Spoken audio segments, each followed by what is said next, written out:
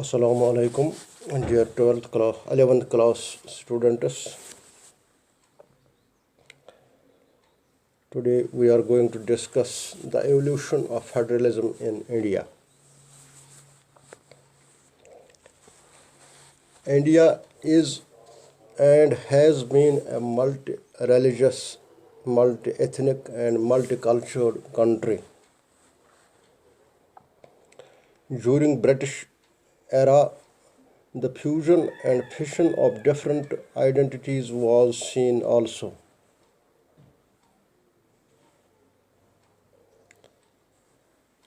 During British centralized administration through the Acts of 1861, Act of 1909 and 1919, legislative powers were given to provinces in order to counter these complexities. In 1930, the Simon Commission recommended establishment of federation as a way to mitigate Hindu-Muslim problems. The Government of India Act of 1935 proposed an all India federation and provincial autonomy as a solution to accommodate the diversities prevalent in India.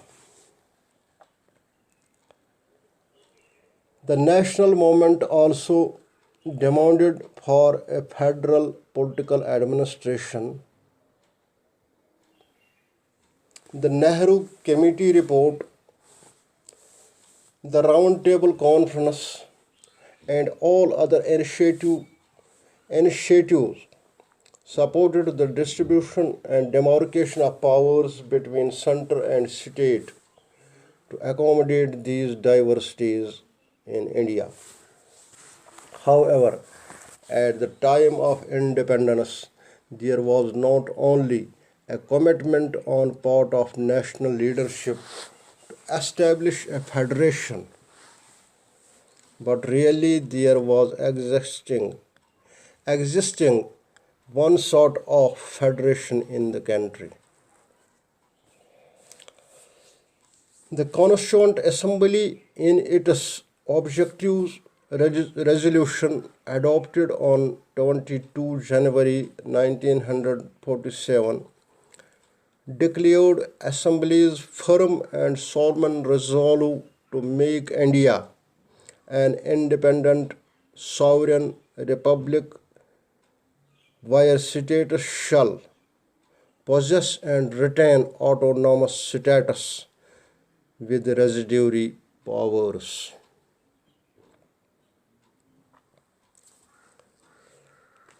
Dr. Ambedkar, the chairman of the drafting committee, clearly stated that though the country and the people may be divided into different states, for convenience of administration, the country is one integral whole. Its people, a single people living under a single imperium, divided from a derived from a single source. I may repeat this.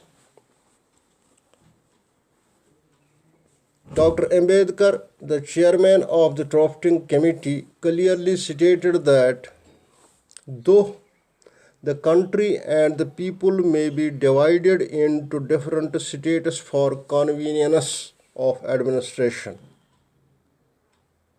the country is one integral whole. Its people, a single people living under a single imperium, derived from a single source.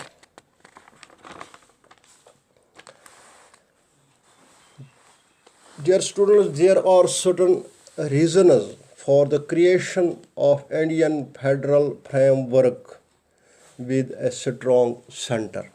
Firstly, the circumstances prevailing due to partition arose need for a strong federal government. Second, the unorganized nature of centrifugal forces was not able to effect constituent assembly. Number third, inclination of Congress leadership towards a strong center. Number fourth, to promote national security and integrity, there was a need for a federal government. Number five, coordination of state activities in different development works by union government.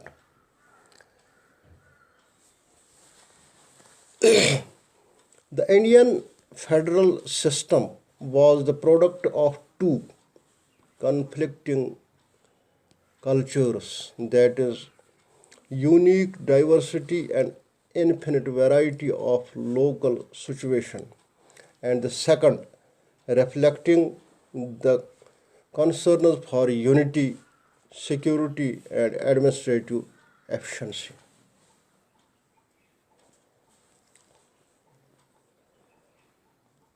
The first culture led to the creation of basic framework for federalism, while the second worked for establishment of several centralized institutional agreements. The Government of India Act of 1935 acted as the base for Indian federalism. So, dear students, these were the causes, reasons, and circumstances which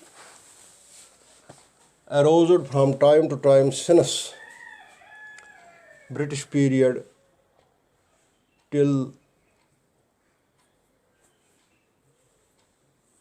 the independence of India, which paved the way for Indian federalism, and today it is the federal India, and its roots are inherited to the British history. That is all. Okay.